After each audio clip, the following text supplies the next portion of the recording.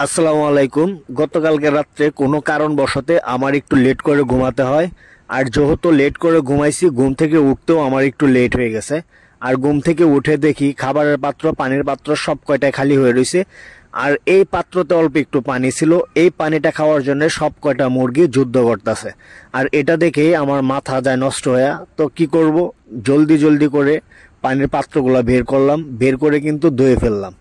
ধুয়ে ফেলে আবার একটু একটু করে সব কড়ায় পানি ভরে যখন পানি দেই ভাই, তখনকার রিয়াকশনটা দেখেন। আর এটা দেখে আমার একটা কথা মনে পড়ে গেল। কামিনী রায়ের একটা কবিতা ছিল, করিতে পারে না কাজ সদা ভয় সদা লাজ, সংশয় সংকল্প কবু নাহি টলে, পাশের লোকে কিছু বলে। আমি যখন আমার এই খামারের কাজ কাম বা খামারের যে বিষয়গুলো, অ্যানিমালসগুলো আমি পালা স্টার্ট করি, যখন এদের পিছনে আমি শ্রম দেওয়া শুরু করি, তখন আমাকে কিন্তু অনেকে অনেক ধরনের অনেক কিছুই বলছে। আমি কিন্তু ওইগুলা কখনো শুনি নাই।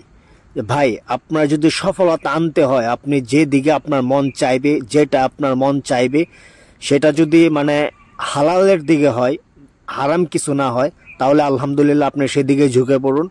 আপনাকে যারা বাধা দিবে তারা কিন্তু আপনি না খায়া থাকলে আপনার আইসে এক মুঠো ভাত খাওয়া দিয়ে যাবে না। ঠিক আছে? আবার আপনি কখনো যদি কোথাও যান, ধরেন আপনি গাড়ি কিনছেন, গাড়িতে আপনি কোথাও যাবেন বেড়াইতে বা ঘুরতে, আপনার ফ্রেন্ড অথবা আপনার পাড়া প্রতিবেশী যারা আপনাকে বাধা দিবে এই কাজ কামে, তারা বলবে না যে 100 টাকা নেও, 1 লিটার তেল কিনে এনে গাড়িতে ভরে যাও, ঘুরে আসো। এমন কথা কিন্তু কেউ বলবে না।